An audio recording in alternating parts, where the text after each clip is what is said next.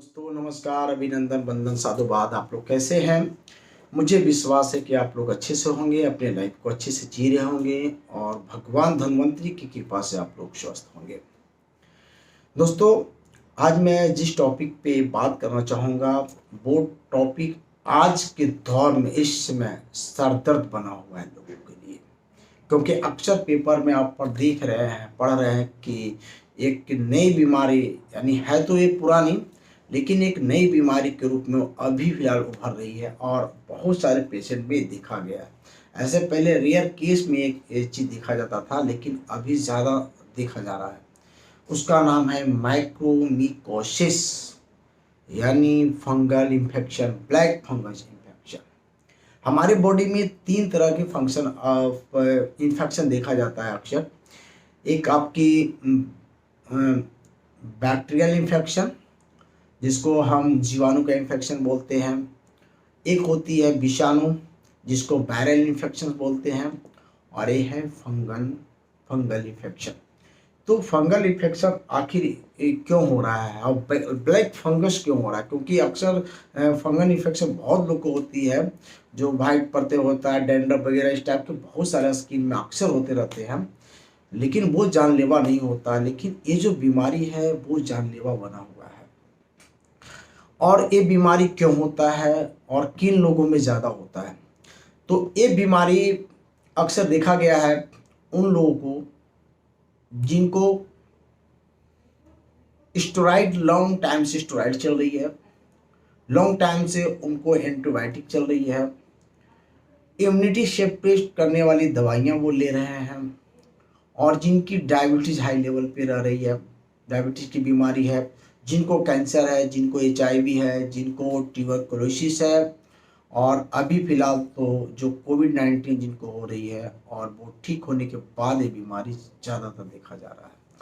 बीमारी की स्टार्ट तो उनको अस्पताल में ही हो जाती है, क्योंकि इसका जो कुछ सिम्टम है वो आने लगती है, जैसे सर में दर्द बना रहना, आँखों के पास दर्द होना, इसके बाद कोई चीज़ चबाने या खाने में उनको दर्द महसूस होने लगती है, इन्फ्लेमेशन होने लगती है, उनको ऐसा फील होता है कि हमारे नाक टेढ़े हो रहे हैं और कोई चीज़ जाम हो रही है, कोई चीज़ चल नहीं रही है, तो ये स्थिति पैदा हो जाती है।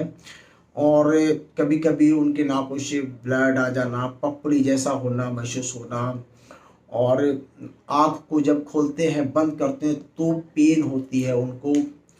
ये सब सिम्पटम है, लक्षण है इनके म्यूकोरमाइकोसिस का। और ख़ास करके अभी जो ये बीमारी देखी जा रही है ना, इस बीमारी में अधिकतर लोग परेशान हो गए हैं और डर सी गई है, एक माने भय बना हुआ लोगों में कि कहीं मुझे माइकोसिस न हो जाए। तो ये बहुत ही खतरनाक, और इसकी इलाज भी आज मेडिकल में बहुत महंगी होती है। करीब करीब 4 से 5 हज़ार रुपये की एक इसके इंजेक्शन आते हैं, जो सिपेट करती है, यानी फंगस को ख़त्म करने के लिए।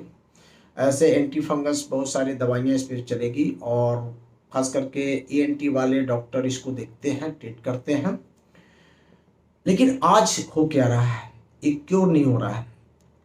इसमें अधिक बहुत लोग मारे भी जा रहे हैं जिनको ब्लैक फंगस हो रही है। तो अब करना क्या होगा, हमें कैसे बचना होगा?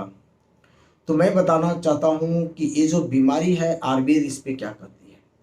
आयुर्वेद कहती है कि जब आप लॉन्ग टाइम से आपकी इम्यूनिटी लो है और आप उन दवाइयाँ पे हैं जो दवाई आपकी इम्यूनिटी को कम कर रही है,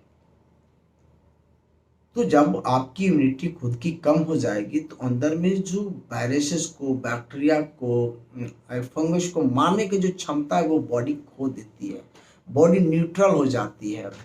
और इसमें कोई भी इन्फेक्शन आपके बॉडी में आएगी तो वो पूरी तरह से तहलका मचा देगी, बॉडी को डैमेज कर देगी पूरी तरह से। तो देखिए क्या होता है कि हम कितना मूर्खता से इलाज कर रहे हैं, रियल में इसको मूर्खता ही बोलेंगे, क्योंकि आप ऐसे बहुत सारे ड्रग्स का यूज कर रहे हैं जो रियल में बॉडी को नहीं चाहिए। कितना मात्रा चाहिए, क्या चाहिए, वो आप लेते नहीं, अनलिमिटेड यूज हो रही है, जो मैंने सो दे दो। जैसे अभी बहुत सारे रेमडेसिविर वगैरह जो मेडिसिन चला रहे हैं, वो कॉज है, वो कारण है दवाई के। डॉक्टर लोग तो खुद बोल रहे हैं ना कि भाई इनको एंटीबायोटिक हार्ड पड़ गया। ऐसे तो बीमारियां तो पहले से है, मान लीजिए कि किसी को HIV है, कैंसर है, मानते हैं, लेकिन ऐसा भी तो नहीं है कि जिनको HIV है, कैंसर है, तभी उनको माइकोसिस बीमारी हो रही है, ब्लैक फंगस हो रही है। उन लोगों को भी हो रही है जिनको कोई बीमारी नहीं थी, अचानक कोविड पॉजिटिव हुए, अस्पताल पे गए, उनकी इलाज चली, कैसे करके वो ठीक हो गए। लेकिन एक समझो कि एक अलग उनको एक ऐसा बार होता है, उन पे एक ऐसा चोट लगती है जो जख्म भर भी नहीं पाती है और वो इस दुनिया से चले जा रहे हैं। तो ये दवाई ही कारण बन रही है, क्योंकि मैं अभी तक कोविड के 500 प्लस पेशेंट का इलाज किया हूँ। किन्हीं को भी सबसे पहले तो ऑक्सीजन की जरूरत नहीं पड़ी है और घर पे ही ठीक हुए हैं। और माइक्रोमिकोसिस बीमारी के तो खैर नाम निशान ही नहीं रहेगी, होने ही नहीं है बीमारी। क्यों होगी? क्योंकि मैं किसी भी बंदा को इम्यूनिटी सप्रेस करके इलाज नहीं कर रहा हूँ। ये क्या कर रहे हैं कि इम्यूनिटी को सप्रेस कर रहे हैं, और जितना इम्यूनिटी सप्रेस होगी आप उस बीमारी के गिरफ्त में बहुत जल्दी आ जाएंगे। दूसरी चीज़ क्या है कि वहाँ पे जहाँ पे आपकी इलाज चल रही है डैम्पनेस हो, क्योंकि ज़्यादातर ICU वगैरह में इसका इलाज चल रही है, तो वहाँ पे सीडम जैसा लगती है, महसूस होती है। जैसे आपने ऑक्सीजन मास्क लगाया, तो ऑक्सीजन मास्क लगाएंगे तो जो ऑक्सीजन के जो कीटेड वगैरह होते हैं तो उसमें भी फंगस रहते हैं, लेकिन उनको प्रभावित करते हैं जिनकी इसमें हरारत नहीं होती, एक्टिविटीज़ नहीं होती है, वहाँ पे डैम्पनेस होती है, वहाँ पे ह्यूमिडिटी होती है, क्योंकि वहाँ पे सनलाइट नहीं है, आपको फ्रेश एयर नहीं है। तो फ्रेश एयर और सनलाइट नहीं होती है, वहाँ पे देखते हैं अक्सर घरों में फफूंदी लग जाते हैं, दीवारों पे लग जाते हैं। बहुत सारे खाने पीने का जैसे ब्रेड वगैरह वो आप रखते हैं घरों में, तो उसमें भी फफूंदी देखने को मिलता है, ब्लैकनेस भी हो जाती है, उस पर आप देखते हैं अक्सर। तो वहाँ पे क्या है, उनको फ्रेश एयर नहीं मिला, उनको सनलाइट नहीं मिला, इसके वजह से है। लेकिन मानव एक जाति है, इसमें हरारत है, एक्टिविटीज है, ये जीवित है, वो ब्रेड की तरह निर्जीव नहीं है, फिर भी इनमें हो रही है। इसका मुख्य वजह है कि ये तो है, लेकिन इनकी जो खुद की जो नेचुरल लड़ने वाली सिस्टम है उसको आपने खत्म कर दिया। आपने खुद को भगवान मान लिया कि नहीं, मैं ट्रीट करके मैं इनको ठीक करूंगा। आप इनकी इम्यूनिटी का तो ध्यान में रखे ही नहीं कभी। और जितनी दवाइयाँ मेडिकल में बनी हुई है, रियल में ये काम करती है, ये बीमारी को होल्ड करके रखते हैं, बीमारी को ठीक नहीं करते हैं, होल्डिंग करते हैं। जैसे सपोज मानिए आप बीमार हैं, आपके घुटने में दर्द हो रही है बहुत तेजी से, तो दर्द हो रही है तो आप पेन किलर लेंगे, स्टेरॉइड लेंगे, तो दर्द चली जाती है, उस समय आप फुटबॉल भी खेल सकते हैं। तो इसका मतलब नहीं है कि कल को दर्द नहीं होगा, कल अचानक तेजी से पेन हो सकती है। तो ये बीमारी को क्या करते हैं, होल्ड करके रखते हैं। कोई अचानक बंदा मर रहा है, मर जाएगा वो, लेकिन आयुर्वेद में ऐसा नहीं है। आयुर्वेद बीमारी को होल्ड करके नहीं रखती है, आपकी इम्यूनिटी को सपोर्ट करती है, तो जाके बीमारी ठीक होती है।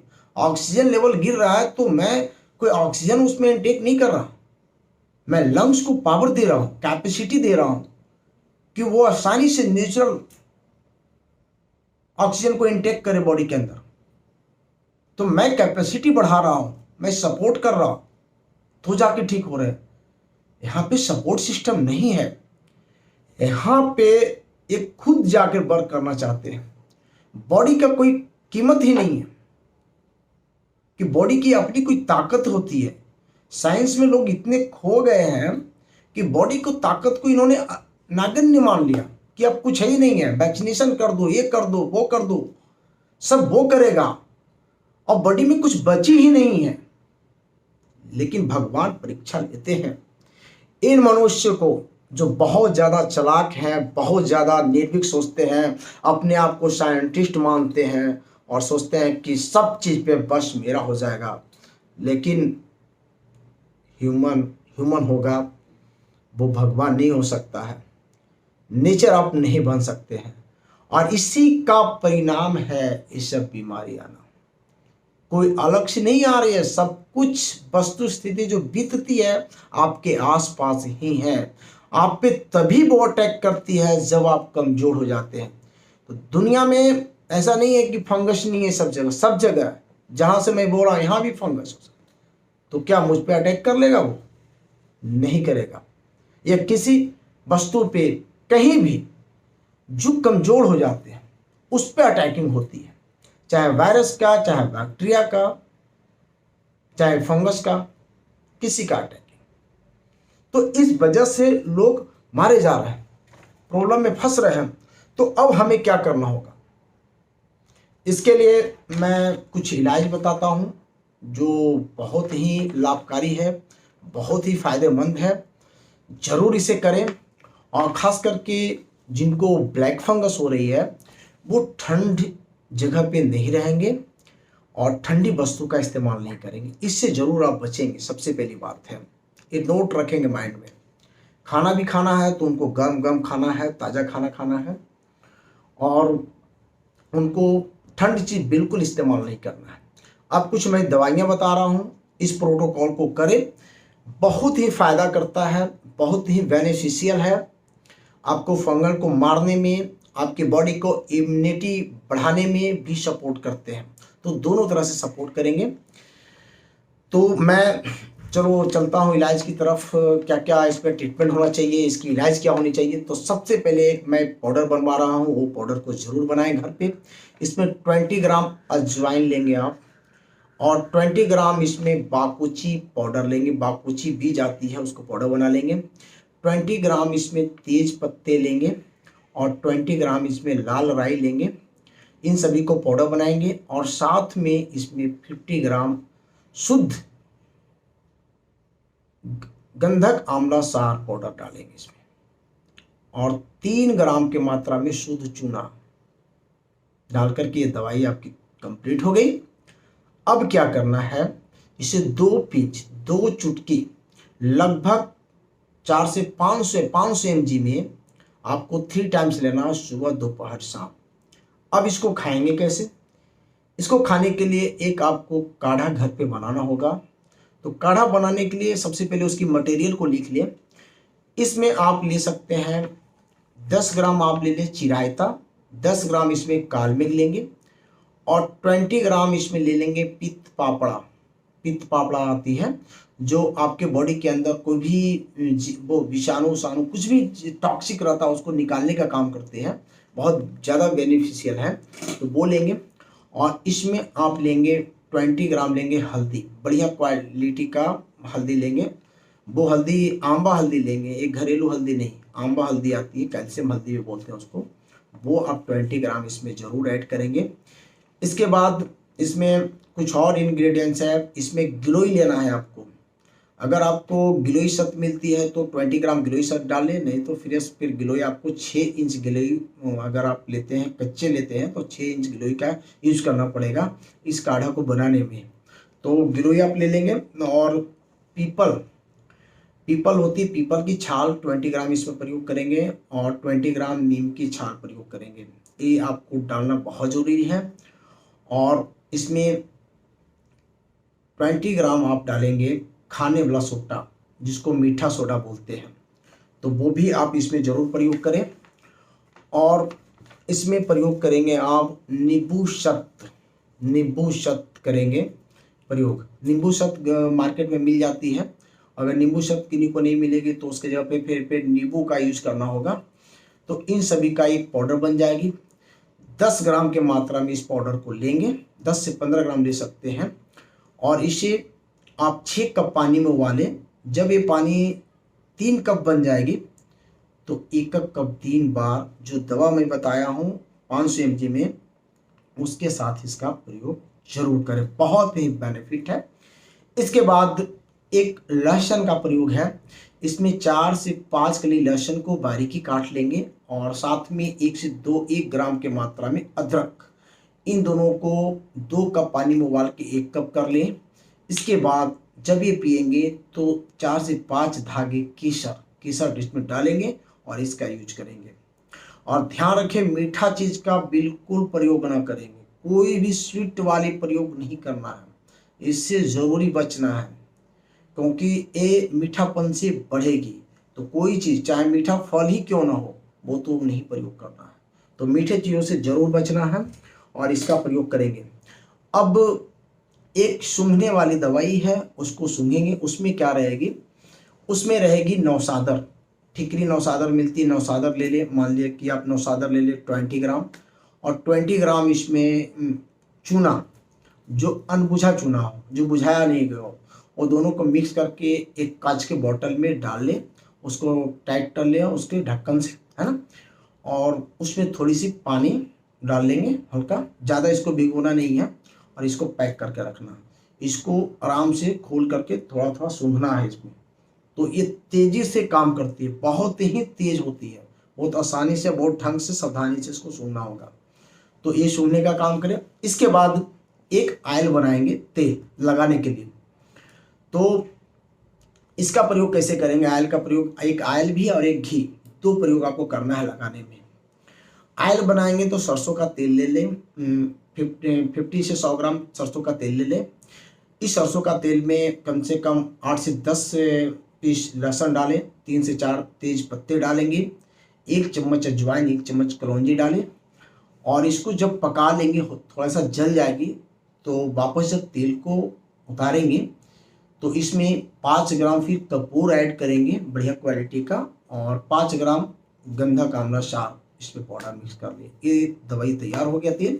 इस तेल को अपने सर पे सब जगह पे लगाएंगे थोड़ी थोड़ी, ठीक है।